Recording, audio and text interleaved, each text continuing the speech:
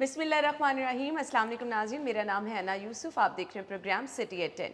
सो नाज़रीन, आज के प्रोग्राम में आपकी मुलाकात करा रहे हैं एक बहुत ही मारूफ सोशल मीडिया इन्फ्लुएंसर भी आप कह सकते हैं। सोशल मीडिया पे आप इन्हें टिकटॉक पे भी देखते हैं, यूट्यूब पे भी देखते हैं, मुख्तलिफ प्लेटफॉर्म पर मुख्तलिफ वीडियोज़ ये बना रही होती हैं। अब इनका कॉन्टेंट अगर मैं देखूँ तो मुझे डिफरेंट तरह का जब मैंने देखा तो नज़र आया। अच्छा, अब सोशल मीडिया पे लोग कहते हैं कंटेंट मैटर करता है, बट कुछ चीज़ें ऐसी होती हैं जो आपको ऐसे क्लिक करती हैं और आपके देखने वाले उनको देखते चले जाते हैं। अच्छा, अब कुछ लोग क्या कर रहे हैं जी, सोशल मीडिया पर लड़ाई झगड़े भी चल रहे हैं। अब मुझे लगता है बड़ी रिस्पॉन्सिबिलिटी होती है उन लोगों पर जो कि जिनको लोग देख रहे होते हैं, जिनको लोग पसंद कर रहे होते हैं। तो हम अपने तमाम वो चीज़ें जो कि लड़ाई झगड़े हैं वो भी सोशल मीडिया पे कर रहे हैं। लोगों को अगर आप पसंद आ रहे हैं तो आपको उस तरह का कंटेंट भी लेकर आना होता है जो लोगों को पसंद होता है। सो ये मिले जुली चीज़ें हैं जो कि आज की हमारी मेहमान से भी रिलेटेड हैं। सो उनको हम प्रोग्राम में खुश आमदीद कहेंगे। आपकी मुलाकात कराते हैं जी रूबी मलिक साहिबा से, जिनको आप टिकटॉक पे भी देखते हैं, जिनको आप यूट्यूब पे भी देखते हैं, मुख्तलिफ वीडियोज़ बनाती हैं। अपने मेहमान को खुश आमदीद कहेंगे। अस्सलाम वालेकुम। वालेकुम अस्सलाम। ठीक ठाक है आप? अल्लाह का शुक्र, आप सुनाएं, आप कैसी हैं? अल्हम्दुलिल्लाह ठीक ठाक। कब से सोशल मीडिया पे हैं? तकरीबन 2019 से। 2019। जी तो बड़ी ज़बरदस्त पहचान मिली, लोग जानते हैं कहीं जाएं तो? बिल्कुल। अल्हम्दुलिल्लाह लोग काफ़ी पहचानते हैं क्योंकि मैं फ़िल्टर लगा के नहीं आती ना। अच्छा। मैं जो मेरा फेस होता है उसी में ही आती हूँ। फिल्टर नहीं लगाते? जी जी, फ़िल्टर लोग नहीं फिल्टर लगाते। लगाते? लोग फ़िल्टर लगाते हैं, आप मार्केट में उनको पहचान नहीं सकेंगी। अच्छा। जब वो चल रहे होंगे लोगों को पता नहीं चलता ये कौन सा है। आप बिलीव करें, आप मेरे साथ चल के देखें, अच्छा। लोग मुझे मेरे फेस से पहचानते हैं। ज़्यादा पहचान किससे मिली, टिकटॉक से नहीं, या यूट्यूब से? मैं बताती हूँ, मुझे ज़्यादा पहचान मिली। मटरोला एक फ़ोन आया था, वो कहता था हेलो मोटो। अच्छा। वहाँ से मुझे जैन बाबू ने पहचान करवाई मेरी। हमारा एक चिट चैट प्रोग्राम था, वो हमने बनाया मिलके। मैंने उससे रिक्वेस्ट की थी कि थोड़ा ऊपर आना चाहती हूँ, अच्छा। शौक है। तो उसने कहा कि चलो कर लेते हैं। तो उसने कहा मैं कुछ सवाल करूँगा, थोड़े से मुश्किल होंगे। मैंने कहा कर लो। तो उसने कहा हेलो मोटो। तो मेरे एक्सप्रेशन थोड़े चेंज हुए, लेकिन मैंने कंट्रोल किया। यही बात लोगों को पसंद आई। उसके बाद मैं अपने ऊपर ही मीम्स बनवाती थी, यानी खुद फंस जाना किसी तंग जगह में, ओहो। निकल जाना, तंग गली में फंस जाना।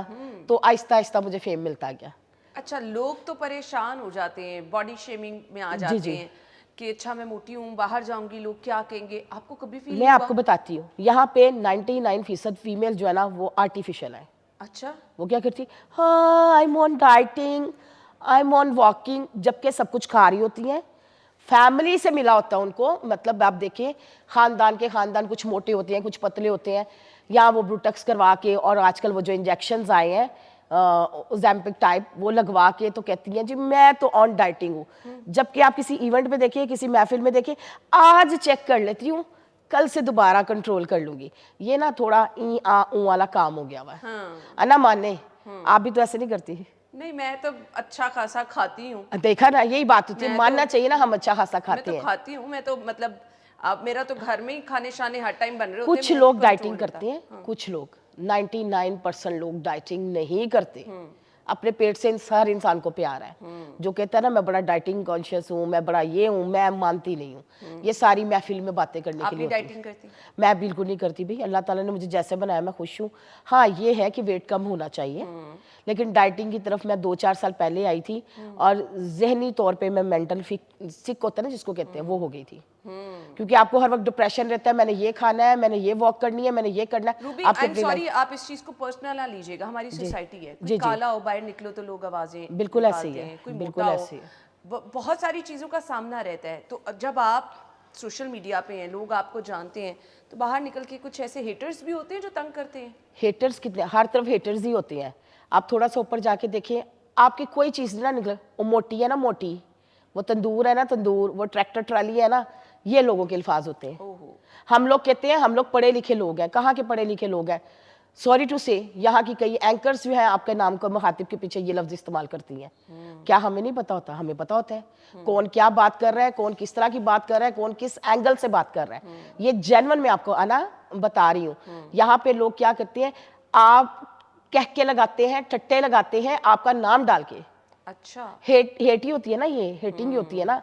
कभी किसी ने ये कहा वो बड़ी स्वीट है, कभी भी नहीं, लोग किसी के पीछे से अच्छी बात नहीं करते। फैमिली में भी इस तरह की तनकीद का सामना? फैमिलीज तो देखिए, फैमिलीज बात की बात है, बाहर आपके सर्कल के जो रूबी, लोग आप होते हैं। कैसे कह सकती हैं? अब देखें ना, मैं जो सबसे पहले करती हूँ ना, तो मुझे लगता है कि मेरी फैमिली में लोग देखेंगे, सो आपको पहले तो फैमिली की केयर करनी देखिए मैं आपको एक बात बताऊं, जो सोशल मीडिया पे है, फैमिली अगर उनको परमिशन देती है तो वो क्या करते हैं, उनकी मर्जी से आते हैं। अगर फैमिली परमिशन नहीं देते, फैमिलीज में भी होता है अक्सर। मेरी मम्मा कहा करती थी, मेरी माँ, कि थोड़ी मोटी होगी, कम हो जाओ, कंट्रोल कर लो। फैमिली करती है इश्यूज, प्रॉब्लम बनाती है। ऑब्वियसली। आपके जो रिश्तेदार होते हैं ना, वो तो ये ताक में होते हैं कि आपकी कोई नेगेटिव चीज आए तो उसको वो एंजॉय करें। तो आपके रिश्तेदार भी होते हैं ऐसे? सारे लोगों के ऐसे ही होते हैं, वेट करते हैं? वेट करते हैं, सबको फोकस करके बैठे होते हैं। आप आज यहाँ पे कोई ऐसी बात करो, देखो दिन में लिस्ट पूरी लगी होगी। ये तो दुनियादारी है ना, ये लोग करते हैं। मैंने नहीं देखा लोग किसी के पीछे तारीफ करते हो। आप तो किसी के जरा परेशान से नहीं होती कि रिश्तेदार भी, बाहर भी लोग निकलो तो इस तरह तंग कर रहे हैं, सोशल मीडिया पे आने की वजह से एक वो लिस्ट पूरी लोगों की बन गई, कभी दिल बर्दाश्त? मुझे ना एक फैसलाबाद वाली ना आंटी मिली, काफी एज की थी, मुझसे ज्यादा एज की थी। मुझे कहती है अल्फाज वो एक इस्तेमाल करती थी, पुत छड़ पड़ा। तो उसने मुझे कहा, पुत दफा कर, लोगों की आदत है, लोग तो गल करते, तुसी चलते जाओगे। उनसे मैंने बातें कई सीखी, कई चीज़ों को मैंने, जिसको कहते हैं ना अडॉप्ट करना, मैंने वो की। और ये बाकी चीज़ें, मैं जब भी कोई ऐसी बात होती है तो मैं मुस्कुरा के ना आगे गुजर जाती हूँ। तो ये चीज़ है। लड़ती हैं कि चुप करके टाइम गुजार लड़ना देती हैं? क्यों है, हम क्यों लड़े? एक ही बंदे से लड़ती हूँ, वो पता है सबको। वो कौन है ना एक जेली डॉक्टर मार्केट में जो फिर रही है आजकल, मुझे नहीं पता। डॉक्टर नबीहा अली खान को नहीं जानती हैं? हाँ, मैं बिल्कुल जानती हूँ। सॉरी टू से, फिर मेरे मुंह से डॉक्टर निकल गया क्योंकि बोल बोल के डॉक्टर ही बोल दिया। क्यों आप जाली डॉक्टर कह रही हैं? डिग्री नहीं है, क्यों निकाला गया चैनल से? उनको डिग्री नहीं थी उसके पास। उनको कोहिनूर से निकाल दिया जी, गया? कोहिनूर से निकाल दिया था और उन्होंने कहा था जी आप अपने नाम के साथ नहीं, मेरे इत्तलात के मुताबिक तो वो भी वहाँ पे नौकरी कर रही हैं। नहीं कर रही। अच्छा। जाके चेक कर लें। अब झूठी अना, झूठी शान, झूठी बात, झूठी पहचान बंदा बना ले। मैं उस बंदी को बंदी नहीं मानती जो अपने बाप का नाम अपने नाम के साथ ना लगाए। आपके बाप के नाम आपकी मेन पहचान है, शौहर का नाम बाद में आता है। बात है कि नहीं है? वो आपकी मर्जी है, अगर आप शौहर का नाम चेंज करना चाहो या ना करना चाहो। आपको आपकी पहचान आपके बाप के नाम के साथ है, तो हम अपना नाम क्यों चेंज करें? मेरा कोई पेज उठा के देख ले, उस पर रूबी मलिक लिखा हुआ है। मलिक मोहम्मद बशीर मेरे वालिद का नाम है। मुझे अपने बाप के नाम का फख्र है। शौहर को छोड़ें, वो सेकंड ऑप्शन है। मैं शौहर को बात की बात मानती हूँ, लेकिन मेरी पहचान मेरे वालिद के नाम से है। तो क्यों हम अपना नाम चेंज करें? इना मीना, डीका मीना क्यों रखिए हम नाम? देखिए ना, मैं रियलिटी की बात कर रही हूँ।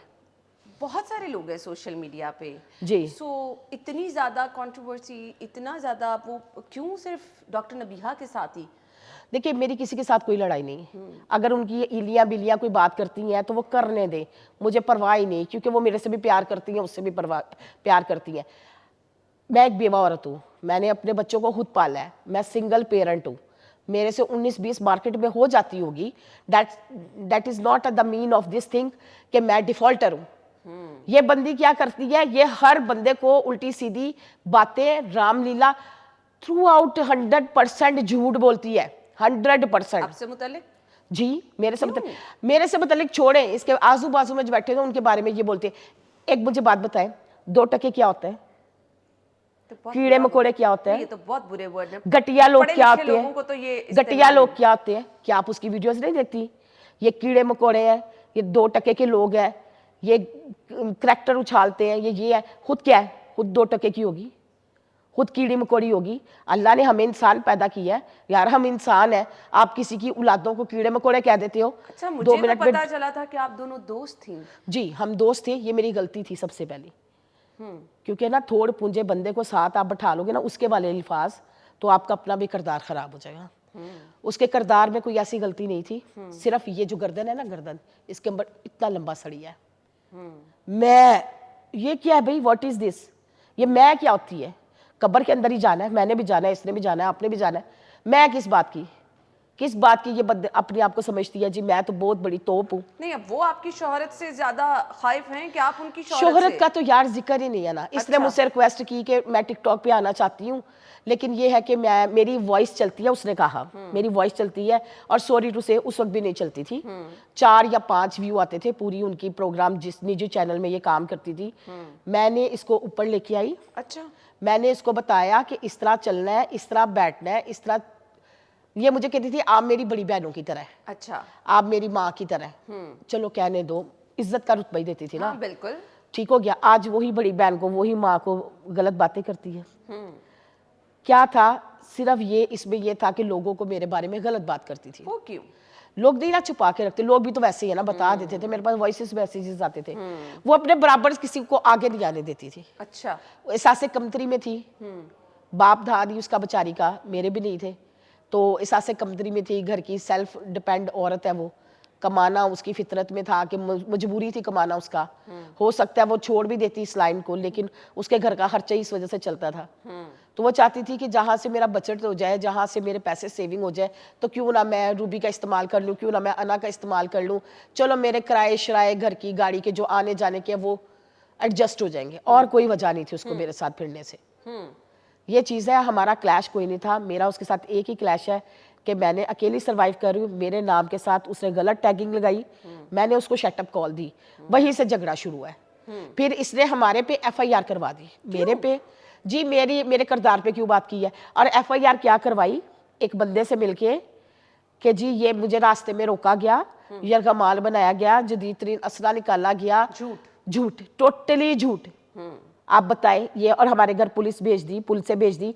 क्या शरीफ औरतों के घरों में पुलिस से जाना अच्छी बात होती है? आप बताएं। नहीं, बिल्कुल मुनासिब नहीं है। फिर यह 4 तस्वीर बढ़ा लेती है डिफरेंट जगहों पे जाके, और रोना धोना शुरू कर देती है डिजाइनर्स के आगे जाके, और भीख मंगतों की तरह भीख मांगते हैं सारा दिन ये लोग, और फिर बात करते हैं मेरे साथ। चलिए, वो तो किसी का पर्सनल मैटर है। नहीं यार, पर्सनल बात नहीं, मैं भी कहती हूँ पर्सनल नहीं छेड़ना चाहिए।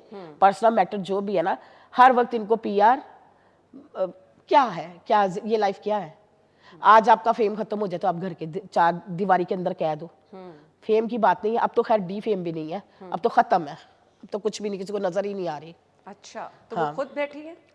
खुद ही जायरा जॉब चली गई, अब जायरा घर में जो अपना ही चलाएगी, चूरन बेचेगी, वही बेच सकती है ना। चलें जी, ये तो क्योंकि मैंने कुछ वीडियोस ऐसी देखी तो मैं जानना चाह रही थी। जी जी। बाकी रूबी हमारे साथ मौजूद है, गुफ्तगू का सिलसिला आगे बढ़ाते हैं जी। ब्रेक के बाद आते हैं, स्टे विद अस।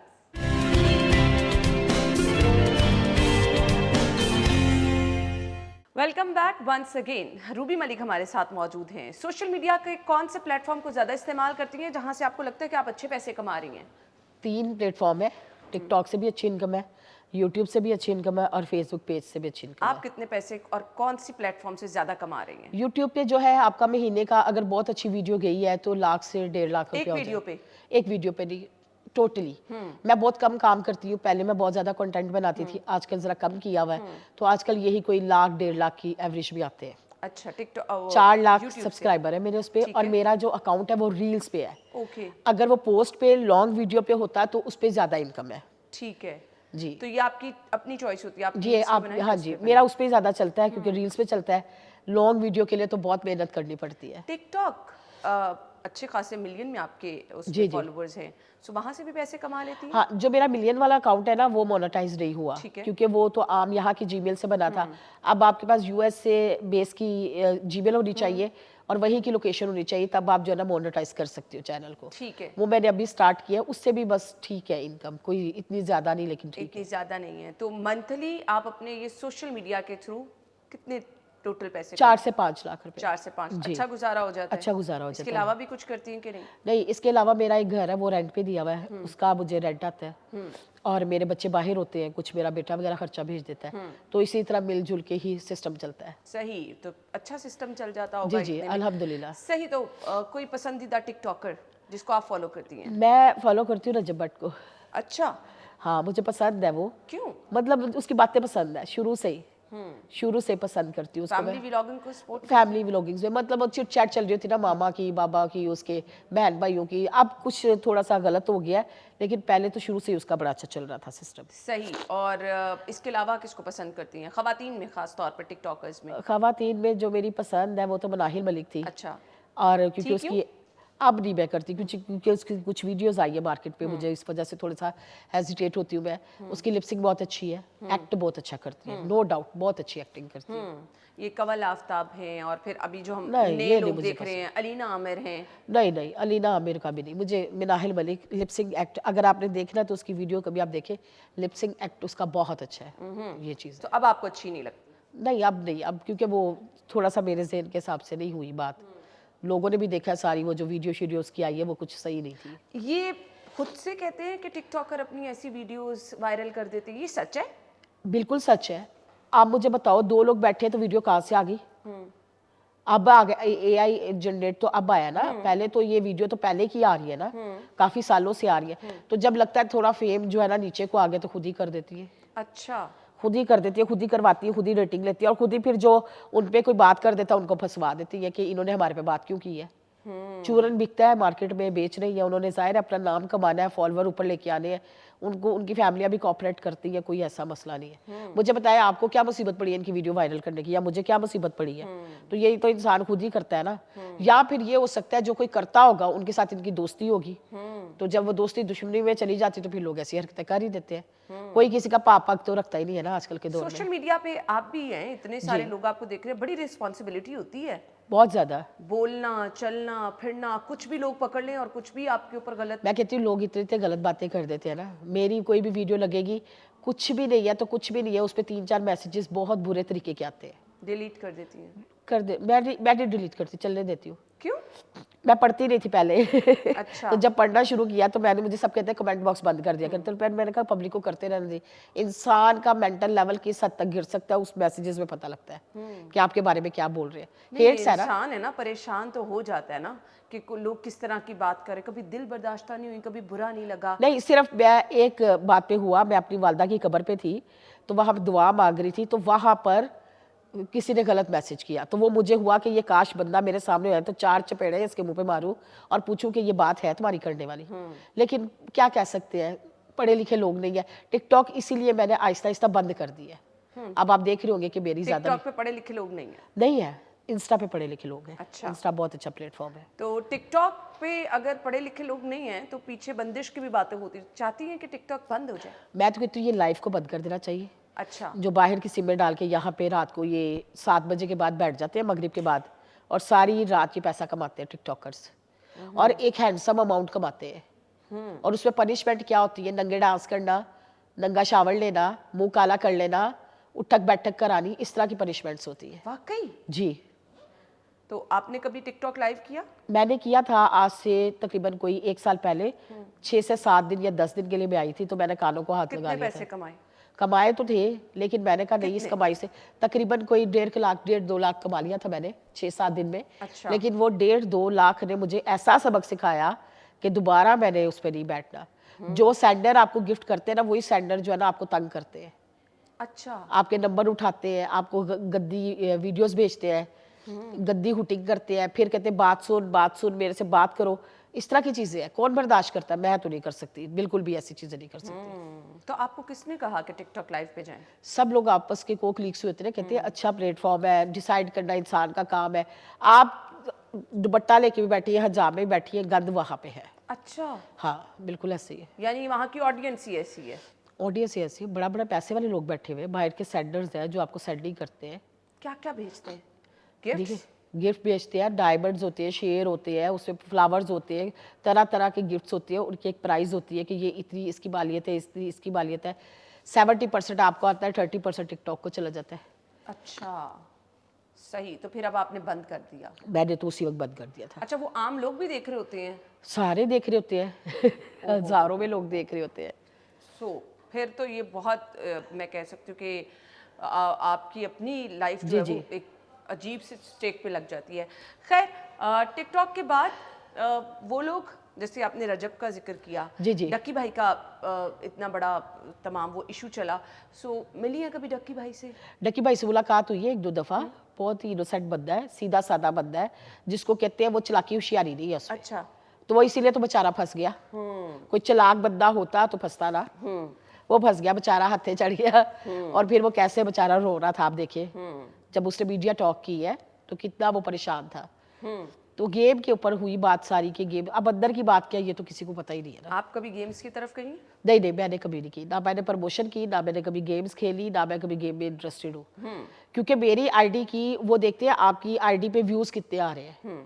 अच्छे व्यूज है तो उसको प्रमोशन देगी। जिनकी वॉइस है, अच्छा, वॉइस में तो मेरी आईडी थी नहीं, वॉइस वालों को देते हैं गेम प्रमोशंस। और बड़े लोगों ने की है, बड़े लोगों ने की है। इससे भी अच्छे खासे पैसे कमा लिए जाते हैं?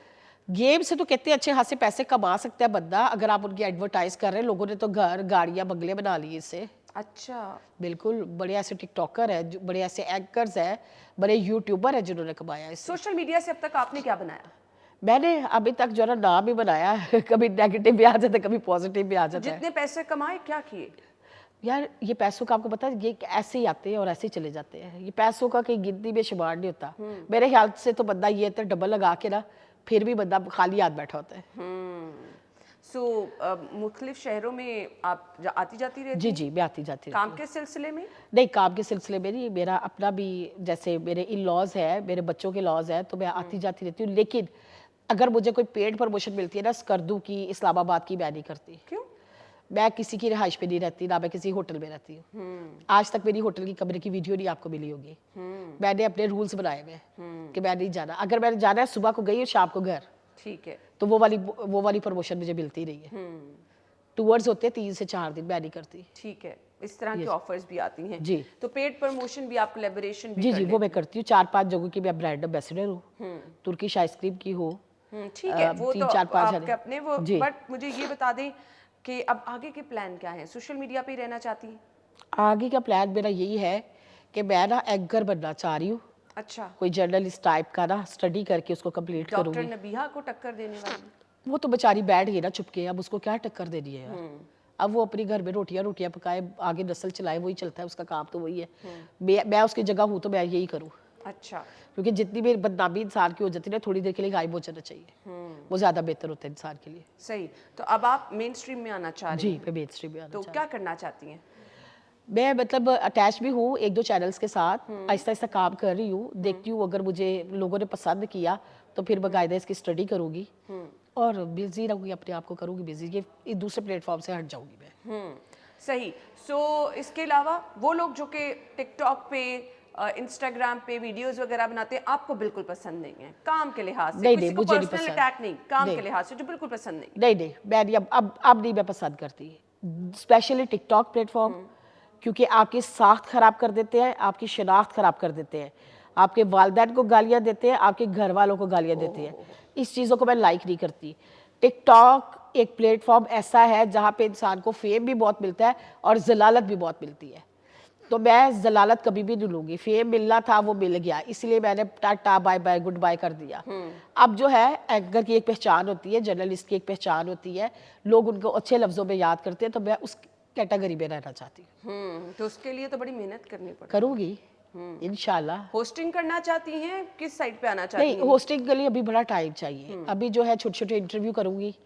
अगर मेरा तलफ़ुज़ भी अभी ठीक नहीं है बात करने में, आहिस्ता आहिस्ता मुझे आदत भी पड़ेगी, तो एक साथ तो कोई भी चीज़ें नहीं कर सकता। कहते हैं ना, धक्के खा खा के फिर नहीं, राहें मेहनत गुजार होती है ना गुजार के आपकी। मेहनत होती है। जितनी बिल्कुल मेहनत ऐसे। करेंगी उतनी बेहतरी आती जाएगी। जी जी, बिल्कुल ऐसे ही। सो रूटीन में आप किस तरह से कंटेंट डिसाइड करती हैं कि आज मैंने इस पे वीडियो बनानी है, फिर उस पे काम करना? पूरी टीम है सोशल मीडिया की? जी जी, पूरी टीम है। हाँ कितने जी, लोग हैं? 5 से 6 लोग हैं। 5 से 6 लोग हैं। सो कंटेंट कैसे डिसाइड करती हैं कि वीडियो का कंटेंट क्या होना ऐसे बैठी होती हूँ, सोचती हूँ आज किसको फंसाए। रोड शो ही कर रही हूँ, 1-2 किए, अच्छे लगे मुझे। गले ने डिस्टर्ब किया हुआ मुझे ना। हाँ, जब मौसम ऐसा है ना आजकल, तो ये सिलसिला तो सबके साथ ही चल रहा है। बट अब इसके साथ साथ हम सोशल मीडिया पे भी काम कर रहे हैं, हम लोगों की गुफ्तगू भी देख रहे हैं। अगर रोड शो कर रहे हैं तो सामने लोग जो है ना वो आपसे बातचीत करते हैं। बड़ा मजा आता है, लोग चिट अच्छा। चैट करते हैं, लोग हंसते भी हैं, मैं हंसाती रहती हूँ लोगों को। अच्छा। तो मैं अपनी पहचान इसी पे बनाना चाह रही हूँ। तो मजा भी आया। मैंने एक शो किया है, अंडे सेल आउट करवाए थे एक बंदे के। अच्छा। तो मैंने कहा ये मुर्गी की है कि बतख की है। अच्छा। उसने, वो बड़ा मजा आया, मुझे मजा आया, अच्छा रहा मेरा वो तो पहला वो प्रोग्राम। कंटेंट खुद ही डिसाइड करती हैं कि क्या खुद होना ही चाहिए? खुद ही डिसाइड करना होता है मैंने, किसी से मशवरा नहीं। ये है कि साथ जो होते हैं 1-2 लोग, उनसे बंदा पूछ लेता है कि इसमें क्या ऐड करना चाहिए। तो इस तरह का काम है। सही। सो कुछ वीडियोस मैंने देखी आपने अख्तर लावा साहब के जी जी। लिए भी बनाई हुई थी, मुख्तलिफ लोगों के, वो मतलब आपने उस अपने टूल को इस्तेमाल करते हुए क्यों आप लोगों को इस तरह से फिर? देखिए, अख्तर लावा जो है ना, वो बड़ा अच्छा और प्यारा इंसान है, मेरा बड़ा भाइयों की तरह मेरी रिस्पेक्ट करता है। काशिफ ज़मीर का सोना ना नकली है या असली है, उसके ऊपर मैंने फेवर में वीडियो बना दी। कहता है मासी बिट्ठो, तू इसके बारे में क्यों कहती कि ये असली सोना है? असली था उनका सोना? यार ये तो मुझे नहीं पता लेकिन जो उसने पहना हुआ था ना, जो उसके पास था, वो उस दिन असली था। अच्छा, जो अभी रिसेंटली शो में आया वो असली सोना था? नहीं, जो फिजा अली के शो में आया था वो तो सुनियारा, मैंने सुना था कोई नकली सुनियारा है, अच्छा, तो वो तो शायर था। सोना नकली होता है, सुनहरा भी नकली होता है। सॉरी टू से, सोना वो असली नकली वो सोना था। पोइट था, वो पोइट था, शायरी करता था सुनियारा अच्छा। जो है। उसने खुद एतराफ़ किया, उसने कहा जी मुझे इन चीज़ों का नहीं पता था, अच्छा। मैं तो शायरी करने वाला बंदा हूँ, मुझसे शायरी करवाने के लिए बुलाया था और बाद में सोना चेक करवा दिया। ओए होए होए होए होए। अच्छा, तो काशिफ ज़मीर साहब आपके जानने वाले हैं? जैसे टिकटॉकर्स भी और जानने वाले, इसी तरह हम लोगों की अच्छा, जान पहचान है। मिली जुली हैं कभी उनसे? जी, मिलती हूँ अक्सर, इवेंट्स पे हो जाती मुलाकात। असली सोना पहना होता है? वैसे बी फ्रैंक, मैंने पहले गौर नहीं किया था, लेकिन जब ये सोने सोने की बात हुई ना, तो मैंने 2 दफ़ा खुद गौर किया। उस टाइम जो उसके गले में था वो तो असली था। असली सोना था। जिस दिन फिजा के पास आया उस दिन का मुझे नहीं पता, लेकिन वो जो सुनियारा है ना, उसने सबको भड़का दिया कि ये गलत हुआ है। शायद फिजा को भी ये बात ना पता हो। सही। सो मैसेज क्या देना चाहेंगे देखने वालों को? मैसेज ये देना चाहूंगी, सोना असली हो या नकली, सोना सोना ही होता है। सोना सोना ही। और मैं ये कहूंगी कि सेफ है हाथों में रहे, सेफ साइड चले और जिंदगी को एंजॉय करें। तो यहाँ से ही आप अपनी ज़िंदगी का हर सफ़र जो है उसका आगाज़ कर सकते हैं। अगर आप राइट ट्रैक पे चल रहे हैं तो आई डोंट थिंक सो कि कोई आपकी शोहरत को नुकसान पहुंचा सकता है, कोई आपके ख़िलाफ़ कुछ गलत कर सकता है। जब आप सोशल मीडिया पे होते हैं तो आप एक बड़ी रिस्पॉन्सिबिलिटी के साथ होते हैं ना, आपको पूरी दुनिया में लोग देख रहे होते हैं। तो इस चीज़ को साथ लेके चलना बहुत ज़्यादा ज़रूरी हो जाता है कि कम से कम अगर आप फेमस हैं तो उसकी कोई रीज़न होनी चाहिए, लोगों को पसंद करने, लोग आपको पसंद करें, उसकी कोई ख़ास रीज़न होनी चाहिए और उसको फिर एंड तक आपको लेके चलना चाहिए। चलें जी, thank you so much and good luck. इसी तरह से आप मुस्कुराती रहें और Thank you. मुस्कुराहटें बिखेरती रहें। नाज़रीन, हम एक ब्रेक लेंगे, ब्रेक के बाद ज्वाइन करेंगे स्टे विद अस।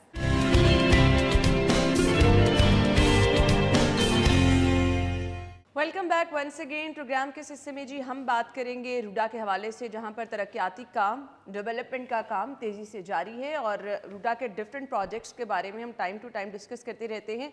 आपको याद होगा कि जब माहौलियाती आलूदगी की बात हुई तो तब एक ज़बरदस्त कैंपेन रूडा की जानिब से चलाई गई, हमने उसके बारे में बात की। जब सैलाब आया तो रूडा की खिदमात क्या रहीं। अब समाजी कामों में जितनी भी सोशल एक्टिविटीज़ हैं हम उसमें भी रूडा को पेश देख रहे हैं। तो समाजी मंसूबों में रूडा किस तरह से अपना किरदार अदा कर रहा है, आज का खुसूसी टॉपिक हमारा ये होगा।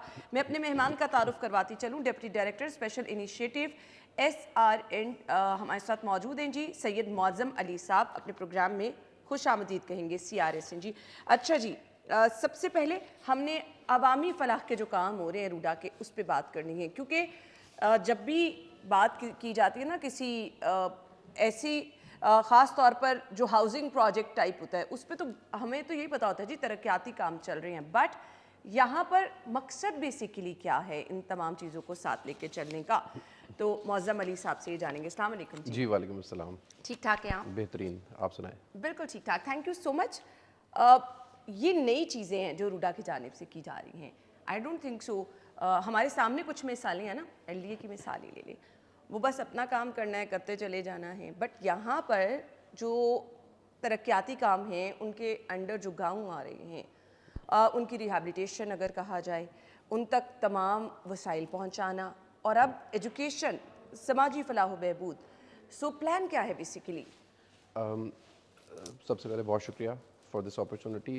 मैं हमेशा यही नैरेटिव सेट करता हूँ कि RUDA yes is a mega project. River front city बनाने जा रहे हैं, लाहौर का बर्डन हम लोग ले लेंगे। जो यहाँ पे कंजेशन, आपको पता है, अगर आप शाम को 5-6 बजे अगर आप निकलते हैं तो आपको घंटों ट्रैफिक का, मतलब वहाँ पे आप स्टक रहते हैं। सुबह सुबह या बच्चों की छुट्टी के टाइम पे आप लोग स्टक रहते हैं।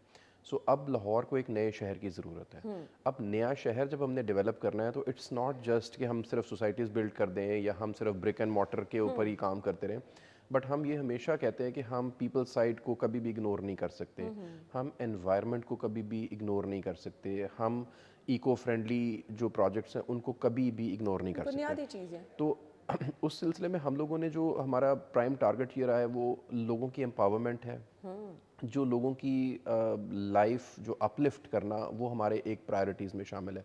उसमें जो हमारे रूडा ज्यूरिसडिक्शन में जितने भी विलेजेस आते हैं, इस वक्त हमारे पास तकरीबन 93 विलेजेस हैं। Okay. और जो सीएम पंजाब का विलेज अपलिफ्ट प्रोग्राम है, उसके तहत इन लोगों का भी हक है कि ये लोग भी एक अच्छी ज़िंदगी अपने अच्छे आसपास एस्थेटिक्स को विदाउट टचिंग देयर नेचुरल, जो उनका कल्चर और जो उनका विरसा है उसको Great. हम टच किए बगैर, ये नहीं कि हम वहाँ पे बिल्डिंग्स बना दें, वहाँ पे भी हम उसके इंफ्रास्ट्रक्चर उसको को उसी उसको हालत में प्रिजर्व रखें। कर रहे हैं, Okay. ठीक है, और उसके साथ साथ हम उनके इंफ्रास्ट्रक्चर को इम्प्रूव कर रहे हैं। हम कोशिश ये कर रहे हैं कि उन तक फैसिलिटीज़ पहुँचें, क्योंकि इट्स वेरी हार्ट रेंचिंग जब हमें पता चलता है कि वहाँ पे लोग बुनियादी ज़रूरियात, पीने के साफ़ पानी से महरूम है, जब हमें पता चलता है वहाँ पे लोगों के पास बुनियादी हेल्थ फैसिलिटीज़ ही नहीं है, तो सुन के बड़ा अफसोस होता है कि हम लोग तो एक टेलीफोन करते हैं या हम लोग इंटरनेट के ऊपर बुकिंग कर लेते हैं, या हम लोग आसपास हमारे multiple medical centre, education centre सब कुछ मौजूद हैं। सो उन लोगों का क्या कसूर है? सो हमारा जो विलेज अपलिफ्ट प्रोग्राम के तहत हमारी जो सबसे पहली प्रायोरिटी है, उसमें हम UNSDG गोल्स के तहत जो वहाँ पे जो बुनियादी ज़रूरियात हैं उनके ऊपर काम कर रहे हैं। उसमें हेल्थ फैसिलिटीज, हेल्थ फैसिलिटीज़ आ जाती हैं, एजुकेशन आ जाती हैं, विमेन हेल्थ आ जाती है, क्लीन ड्रिंकिंग वाटर आ जाता है, सैनिटेशन आ जाती है, वेस्ट मैनेजमेंट आ जाती है, एनवायरनमेंट आ जाता है, एंड लॉट अदर थिंग्स जो UNSDG गोल्स के और तहत इससे हैं। पहले वहाँ पे ये कुछ भी नहीं कुछ था। भी नहीं था। ओहो। और अब हमारे पास दिखाने के लिए एक मॉडल विलेज मौजूद है, क्योंकि पहले तो लोग कहते थे कि ये सिर्फ बातें करते हैं, या टीम आती है, सर्वे करके चले जाती है, तस्वीरें खिंचवाती है, अपने सोशल मीडिया पे लगा देती है, एंड दैट्स ऑल। बट अभी हमारे पास एक मॉडल विलेज के तौर पे एक प्रैक्टिकल और एक मॉडल मौजूद है जो हम लोगों को दिखा सकते हैं कि यहाँ पे हमने काम किया। वहाँ पे इंफ्रास्ट्रक्चर इंप्रूवमेंट हुई, कारपेटेड रोड्स बन गए वहाँ पे। पहले वहाँ पे हम लोग एक मिसाल देना चाहूँगा कि हम वहाँ पे जब शुरू में जाते थे तो वहाँ पे हम गाड़ी पे नहीं जा सकते थे, वहाँ पे हमें 4x4 को लेके जाना पड़ता था। और इवन वहाँ पे हमें ये भी सुनने को मिलता था कि वहाँ पे अगर किसी को चोट लग जाती थी, कोई मेडिकल इमरजेंसी हो जाती तो मेन रोड पर नहीं जाया जा सकता था, बहुत मुश्किल था। सो वहाँ पे अब कारपेटेड रोड है। ग्रेट। वहाँ पे हम एक स्कूल था जो अबेंडन था, हमने उस स्कूल को अपलिफ्ट किया और उनको स्कूल एजुकेशन डिपार्टमेंट और डिस्ट्रिक्ट एजुकेशन अथॉरिटी को दिया और वो स्कूल अब ऑपरेशनल हो गया। उसके अलावा हमने वहाँ पे डिस्पेंसरी बनाई, वहाँ पे हम अब पॉलीटेक्निकल वोकेशनल ट्रेनिंग इंस्टीट्यूशन वहाँ पे बना रहे हैं, वहाँ पे वाटर फिल्ट्रेशन प्लांट इंस्टॉल हुआ, वहाँ पे जो वेस्ट मैनेजमेंट हैं, जितने भी लाहौर का ये जो सुथरा पंजाब और उनके साथ कोलैबोरेट करके वहाँ पे हम कोशिश अच्छा, कर रहे हैं। वहाँ तक टीमें पहुँची हैं सुथरा वहाँ तक पंजाब? टीमें पहुँचे। उसके अलावा वहाँ पे जो लाइफ स्टॉक और क्योंकि वहाँ पे जो मेन उनका जो सोर्स ऑफ इनकम है वो डेयरी है, जी। तो उनके पास हर घर में कोई ना कोई जानवर ज़रूर है या बाड़े बने हुए हैं। सो वहाँ पे हम लोग डिफरेंट टीम्स को, मल्टीनेशनल को, FMCGs को लेके गए हैं कि वहाँ पे जो उनकी लाइफ स्टॉक हेल्थ है उसके हवाले से, उनकी हाइजीन के हवाले से और उनकी मिल्क प्रोडक्शन कैपेसिटी को इंक्रीज़ कैसे किया जा सकता है, मिल्क कलेक्शन कैसे की जा सकती है, अब हम इसके ऊपर फोकस कर रहे हैं।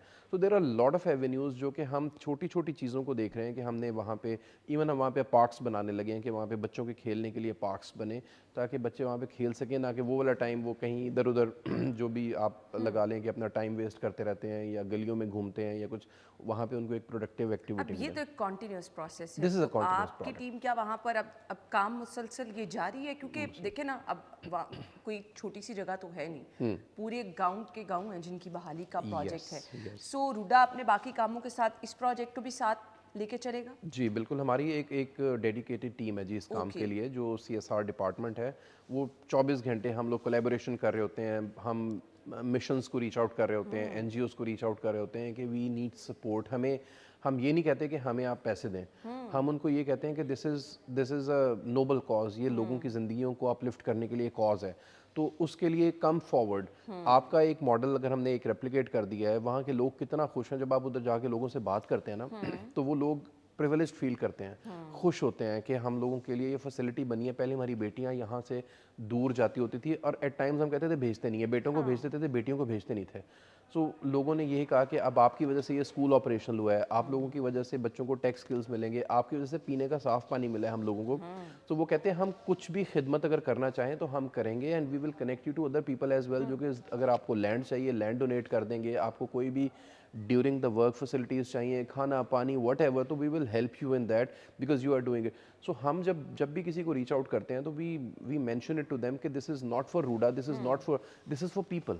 ग्रेट। ये लोगों के लिए है। तालीम और सेहत की जो सहूलियात दी जा रही हैं ये फ्री है वहाँ पर? जी, जो जो एजुकेशन है, जो स्कूल एजुकेशन डिपार्टमेंट के अंडर जो स्कूल का एक गवर्नमेंट स्कूल का एक वो मैंडेट होता है, उसके अकॉर्डिंगली जो भी वो I don't think so they charge anything, और बहुत नॉमिनल कुछ होता है। सो हम अपलिफ्ट कर रहे हैं कि जहाँ पे स्कूल सिरे से नहीं है या स्कूल अबेंडेंड है, हम उसको ना सिर्फ वो रिवाइव कर रहे हैं बल्कि उसकी प्रमोशन में भी लोगों को वर्ड ऑफ माउथ स्प्रेड कर रहे हैं कि आपके आसपास स्कूल खुल गया। जैसे अभी हमारा जो नथ विलेज है उसके आसपास हांडू गुजर का एरिया है, गंजे सिद्धुआ का एरिया है, तेजगढ़ का एरिया है। सो वहाँ पे हम अवेयरनेस कैंपेन्स कर रहे हैं कि ये स्कूल ऑपरेशनल हो गया, एलिमेंट्री स्कूल है, बेटियों को भेजें यहाँ पे 6 to 8 का है। प्राइमरी का स्कूल भी जो 1 to 5 है या नर्सरी प्रेप टू 5 है वो भी स्कूल वहाँ पे ऑपरेशनल है। उसके अलावा हमने एक बहुत अच्छा इनिशिएटिव ये लिया कि जो यूनिसेफ है, यूनिसेफ की एक इनफॉर्मल एजुकेशन का एक प्रोग्राम होता है। सो कहीं पे भी अगर किसी भी एरिया में, किसी भी विलेज में अगर 40 to 50 बच्चे आउट ऑफ स्कूल हैं तो we notified to UNICEF as RUDA. RUDA जब यूनिसेफ को इन्फॉर्म करता है तो यूनिसेफ उधर का सर्वे करता है और देखता है कि वाकई इतने बच्चे आउट ऑफ स्कूल हैं या नहीं है। फिर यूनिसेफ अपने रिसोर्सेज को यूज़ करते हुए, अपनी टीचर्स और अपना करिकुलम और वो करते हुए उन बच्चों को इकट्ठा करते हैं, वहाँ पे एक जगह आइडेंटिफाई करते हैं। वो किसी का घर भी हो सकता है, किसी की बैठक भी हो सकती है, किसी स्कूल के 2 कमरे भी हो सकते हैं। वहाँ पे वो इस इनफॉर्मल सेटअप का अरेंजमेंट करते हैं, वहाँ पे मटेरियल प्रोवाइड करते हैं, टीचर प्रोवाइड करते हैं, स्पोर्ट्स मटेरियल प्रोवाइड करते हैं ताकि बच्चे एंगेज रहें। और उनके पेरेंट्स की काउंसलिंग होती है, बच्चों की काउंसलिंग होती है कि आप लोगों ने पढ़ना है, रेगुलर रहना है, और 20 मंथ्स के अंदर वो उनको करिकुलम कवर करवाते हैं ग्रेट। जिसमें कि वो बोर्ड के एग्जाम में अपीयर हो चलिए सकें। जी, ये सो तो ये बहुत हमने ज़बरदस्त। 93 विलेजेस में हमने रेप्लिकेट इंशाल्लाह ये वाला मॉडल करना है। ज़बरदस्त जी। मुझे ब्रेक का कहा जा रहा है, हम ब्रेक के बाद आपको ज्वाइन करेंगे। स्टे विद अस।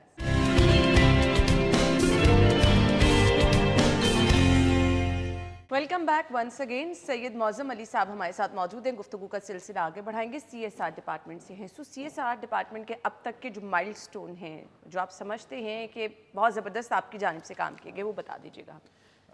हम जैसे ही हम लोगों का डिपार्टमेंट इस्टेब्लिश हुआ और हम लोगों ने काम शुरू किया तो हमारा फोकस ये था कि हम ज़्यादा से ज़्यादा ज़िंदगियों पे इम्पेक्ट डाल सकें और ज़्यादा से ज़्यादा एरियाज़ को कवर कर सकें ताकि एक लेगेसी बन जाए। तो हमारे जो माइलस्टोन्स हैं उसमें मैं ये समझता हूँ कि जो हमने स्कूल्स को रिहेबिलिटेट करना शुरू किया, जो हमने इनफॉर्मल एजुकेशन सिस्टम रूडा में इस्टेब्लिश करवाया जहाँ पे यूनिसेफ की इन्वॉल्वमेंट हुई और recognised by the United Missions, वो हमारे लिए एक बहुत बड़ा माइलस्टोन था। उसके अलावा जो मेडिकल कैंप्स लगाना, लोगों को अवेयरनेस देना, वहाँ पे लोगों को ये एहसास दिलाना कि बेटी की एजुकेशन भी उतनी इंपॉर्टेंट है जितनी बेटे की है, बेटी की न्यूट्रिशन उतनी इंपॉर्टेंट है जितनी की बेटे की है।